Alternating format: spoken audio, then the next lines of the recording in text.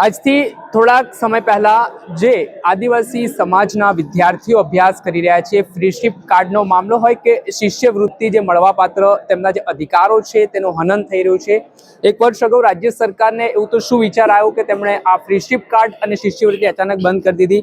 બીજી તરફ વડાપ્રધાન ડેડિયાપાડા આવે છે અને કહે છે કે આદિવાસી સમાજના યુવાનો માટે અમે એવી તકો બનાવી છે કે આજના સમયમાં ભારતીય જનતા પાર્ટીના શાસનમાં આદિવાસી સમાજના યુવાનો છે તે ખૂબ જ પ્રગતિ કરી રહ્યા છે, વિકાસ કરી રહ્યા છે। તો આપણે ડેડિયાપાડાના ધારાસભ્ય ચૈતર વસાવાથી પૂછ્યું છે કે આ મામલાને લઈને, આ નિવેદનને લઈને તેઓ શું માની રહ્યા છે। ચૈતરભાઈ, એક વર્ષ અગાઉ અલ્ટિમેટમ આપવામાં આવ્યું, આવેદનો આપવામાં આવ્યા, ઘેરાવ કરવાની ચીમકી આપવામાં આવી, છતાં અધિકારીઓના પેટનું પાણી નથી હલ્યું। આજે પણ આ આદિવાસી સમાજના વિદ્યાર્થીઓની સ્થિતિ છે તે દયનીય છે અને આજે એમના ઘરના ખર્ચે એ લોકો આવી રીતે શિક્ષણ મેળવવા મજબૂર બન્યા છે। પહેલા તો કઈ રીતે જોઈ રહ્યા છો આ ઘટના? આદિજાતિ વિદ્યાર્થીઓ ઉચ્ચ અભ્યાસ જે લોકો કરે એના માટે ભારત સરકારની કેન્દ્ર પુરસ્કૃત પોસ્ટ મેટ્રિક શિષ્યવૃત્તિની યોજના ચાલુ હતી।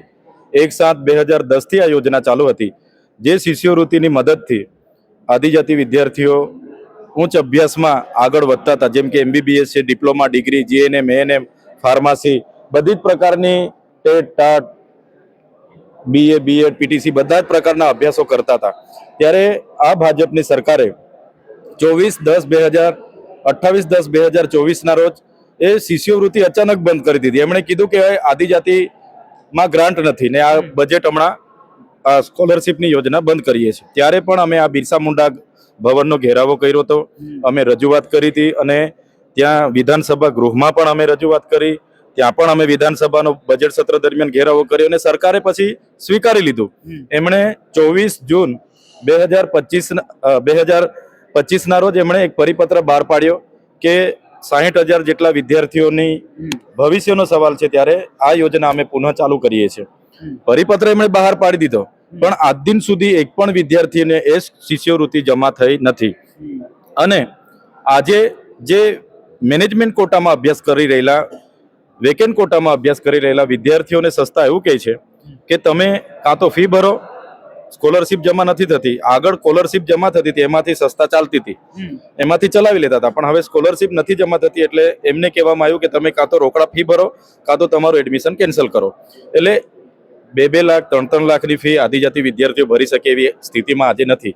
એટલે ઘણા લોકો પોતાનું એડમિશન અધવચ્ચેથી છોડી દીધું છે, અભ્યાસ છોડી દીધો છે, જેની રજૂઆતો એમના વાલીઓ સાથે અમને મળી છે। એટલે અમે આજે અહીંયા આવવાનું બધાને કીધું અને બધા વિદ્યાર્થીઓ પોતાની રજૂઆત લઈને આવ્યા છે।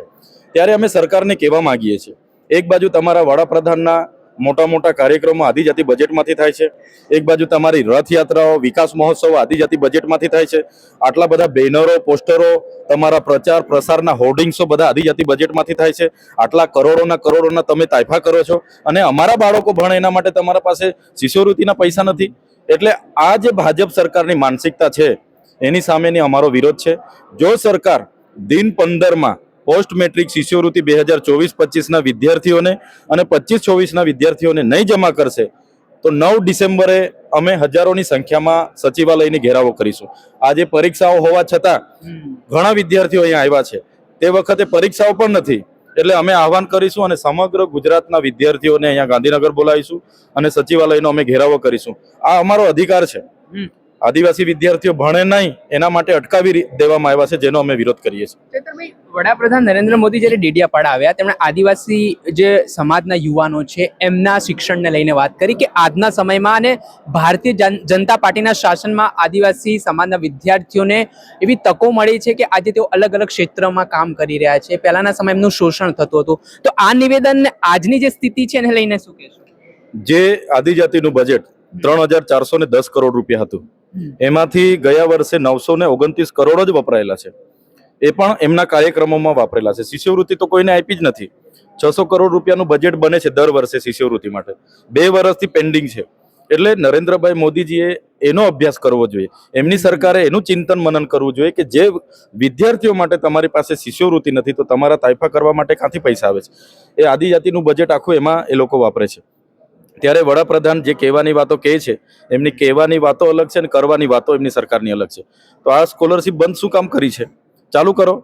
એટલે એ બધી કહેવાની વાતો છે। તમે આજે આદિવાસી વિસ્તારમાં જજો, એટલા બધા કૌભાંડો થાય છે, શાળાઓ નથી, ઓરડાઓ નથી, શિક્ષકો નથી, બરાબર પ્રાઇમરી જે પ્રાથમિકતા સુવિધા હોય છે તે નથી. એટલે આ બધી વાતો છે, રાજકીય ભાષણો છે, એનાથી અમારા લોકોનો ઉદ્ધાર નથી થવાનો. તમે ઊંચી ઊંચી પ્રતિમા બનાવી દેશો, મોટા મોટા ડેમ બનાવી દેશો, રોડ બનાવી દેશો, કોરિડોર બનાવી દેશો, હાઈવે બનશે, જીઆઈડીસી આવશે, જીએમડીસી, એમાં અમારો વિકાસ નથી થવાનો. અમારો વિકાસ તો આ છોકરાઓ ભણશે, ગણશે, સારી નોકરી મેળવશે, પોતાનું ભવિષ્ય બનાવશે, એમાં આદિવાસી સમાજનો વિકાસ થવાનો છે. ચેતરભાઈ, ઘણા બધા સાંસદો જોઈએ તો મોસ્ટલી આદિવાસી વિસ્તારોમાં તો ભારતીય જનતા પાર્ટીના સાંસદો છે. ધારાસભ્યો કહીએ તો 27 સીટોમાંથી 24 સીટ ભારતીય જનતા પાર્ટી પાસે છે.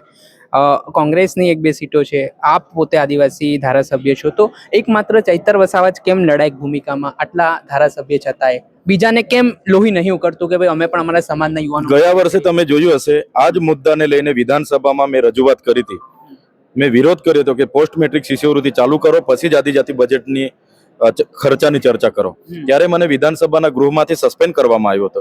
આ ભવનમાં અમે આવીને સચિવશ્રીને અમે 15 દિવસનું અલ્ટિમેટમ આપીને ગયા. વિધાનસભાનો અમે બધા જ વિદ્યાર્થીઓ સાથે મળીને ઘેરાવો કર્યો. અમારા સાથી યુવરાજસિંહ જાડેજા પણ અમારી સાથે હતા. તમે જોયું હશે, અમે હજારો વિદ્યાર્થીઓની સાથે બજેટ સત્ર દરમિયાન ઘેરાવો કર્યો હતો.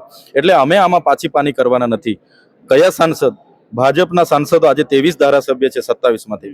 એક ધારાસભ્ય આદિવાસી વિદ્યાર્થીઓના શિષ્યવૃત્તિ માટે બોલે છે, આદિવાસીઓના શિક્ષણ માટે બોલે છે, એમના અધિકારો માટે બોલે છે? નથી બોલતા, કેમ કે એમને ટિકિટની પડેલી છે. એ બોલવા જશે તો ટિકિટ જશે, એની ચિંતા છે. એટલે આજે અમારા 60,000 વિદ્યાર્થીઓના ભવિષ્યનો સવાલ છે. એટલે અમે પાછી પાની કરવાના નથી. આમાં અમે છેલ્લે દમ સુધી લડીશું. જો સરકાર અમારા લોકોની જે શિષ્યવૃત્તિની યોજના જે નથી બંધ કરી, પાછી ચાલુ કરી નથી જમા કરતી, આવનારા દિવસોમાં આદિવાસી વિસ્તારોમાં સરકારના કોઈ પણ કાર્યક્રમો હશે, અમે વિદ્યાર્થીઓની સાથે રાખીને કાર્યક્રમોનો બહિષ્કાર કરીશું. તો ઉલટાના આક્ષેપો થાય છે કે તમે યુવાનોને અરાજકતા તરફ ફેલાઈ રહ્યા છો, હિંસાત્મક પ્રવૃત્તિ તરફ પ્રેરી રહ્યા છો, જેના કારણે એક વિરોધી માહોલ સર્જાય. નેત્રંગમાં લાખો પબ્લિક આવી હતી. એ પબ્લિક શું ગેરમાર્ગે દોરાવા આવી હતી? સ્વયં ઉમટી પડી હતી. એ લોકોએ આદિજાતિમાંથી 500 કરોડ રૂપિયા ડેડિયાપાડામાં ખર્ચો કર્યો. ત્યાં પબ્લિક નથી ગઈ. પબ્લિક અમારી પ્રેમની લાગણીથી અમારી સાથે લાખો પબ્લિક ડેડિયાપાડા હતી. તમે 2 જણને ગેરમાર્ગે દોરશો, લાખ લોકોને તો ગેરમાર્ગે નથી દોરવાના ને. બધા ભણેલા ગણેલા છે, આજે સોશિયલ મીડિયા ચાલે છે. એટલે બધી વાહિયાત વાતો છે. એમણે કશું કરવું નથી, એટલા માટે આ બધા આક્ષેપો કરતા હશે. અમારા પર તો ગુનો નોંધવાની વાત કરી છે સાંસદ મનસુખ કઈ વાંધો નહીં, કરે ને અમારા પર ગુના. એમ બી કાં અમે ડરીએ છીએ? હા, અમે તો અમે સંવિધાનની વાતો કરીએ છીએ. અમે શિક્ષણ માંગીએ એટલે તો ભારત પાકિસ્તાનની વાતો કરે છે. અમે રોજગાર માંગીએ એટલે હિન્દુ મુસ્લિમની વાતો કરે છે. અમે અમારા વિકાસની વાતો કરીએ તો મંદિર ને મસ્જિદની વાતો થાય છે. તો દેશ વિશ્વગુરુ બનવો હોય તો શિક્ષણ પણ આપણે ધ્યાન આપવું પડશે. અને ગુજરાત મોડલની તમે વાત કરો છો, આજે ગુજરાતમાં બધાની શું પરિસ્થિતિ છે? આજે ખેડૂતો આત્મહત્યા કરે છે. આજે 8 BLO મરી ગયા આમના દબાણથી, બરાબર છે? આ પ્રેશરથી મરી ગયા. તમે બધા સ્વીકારો છો ને? આજે ખૂણે ખૂણે ગલીએ ગલીએ દારૂ મળે છે. ભરૂચમાં ડ્રગ્સ આવકાર ફાર્મામાંથી 5,000 કરોડનું ડ્રગ્સ પકડાયું. 1 વર્ષથી આવેદનપત્ર આપ્યું છે મેં, એનું કોઈ નિરાકરણ આવ્યું છે? 35 વિડીયો ફૂટેજ આ સરકારને આપ્યા કે ભાઈ તમારી પોલીસ હપ્તા ઉઘરાવે છે, બરાબર છે? એની કોઈ કાર્યવાહી કરી છે પોલીસે? અમે બધા પોલીસ પર આક્ષેપ નથી કરતા. જે ભ્રષ્ટ પોલીસ છે એ જે કરે છે એના પર સરકાર કેમ કાર્યવાહી નથી કરતી? મને કહેજો, ઠેકાણાઓ બતાવજો, હું કાર્યવાહી કરાવીશ. અમે ગૃહમંત્રીને પણ આવેદનો આપ્યા છે, એમને પણ 35 વિડીયો આપ્યા છે. કેમ કાર્યવાહી નથી? આવકાર ફાર્મામાં 5,000 કરોડનું ડ્રગ્સ દિલ્હી પોલીસે પકડ્યું. એ કંપની કેમ આજે પાછી ચાલુ થઈ? 2400 કરોડનું ઇન્ફિનિટીમાં પ્રાઇવેટ લિમિટેડમાં ડ્રગ્સ પકડ્યું. આજે કેમ કાર્યરત થઈ ગઈ? સાયકાની કંપની કેમ કાર્યરત થઈ? કોના આશીર્વાદ છે ભાઈ? ડ્રગ્સ આજે 6-7 વર્ષથી ચાલે છે ને. એના પહેલા ડ્રગ્સનું નામ તમે સાંભળેલું કે અહીંયા આટલું મળશે? આજે તો હજારો કરોડોમાં પકડાય છે. એટલે ગુજરાત સરકાર ફેલ છે.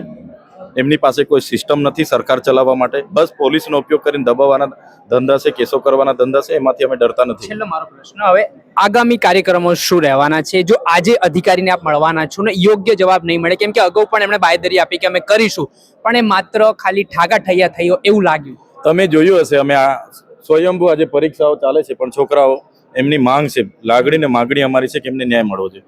આવ્યા છે દિન 15માં જો એ શિષ્યવૃત્તિ જમા નહીં થશે, 24-25 એટલે ગયા વર્ષની શિષ્યવૃત્તિ, આ વર્ષ પણ હમણાં પૂરું થવાનું છે. જો એ બંને વર્ષની સ્કોલરશીપ આ લોકો ના જમા કરે, દિન 15 પછી 9 ડિસેમ્બરે ગુજરાતના તમામ વિદ્યાર્થીઓને ગાંધીનગર પહોંચવાનું અમે આહવાન કરીશું અને સચિવાલયનો અમે ઘેરાવો કરીશું. ચોક્કસથી આ હતા ડેડિયાપાડાના ધારાસભ્ય ચૈતર વસાવા. તેમણે આજે જે આદિવાસી સમાજના યુવાનો સાથે શિષ્યવૃત્તિ અને જે ફ્રેન્ડશિપ કાર્ડનો મામલો ચાલી રહ્યો છે તે મામલે મેદાને આવ્યા છે અને આજે અધિકારીઓને છેલ્લું અલ્ટિમેટમ હશે ને ત્યારબાદ અલગ અલગ કાર્યક્રમો થશે. દર્શક મિત્રો, આવા જ વિડીયો જોવા માટે નવજીવન ન્યૂઝ જોતા રહો.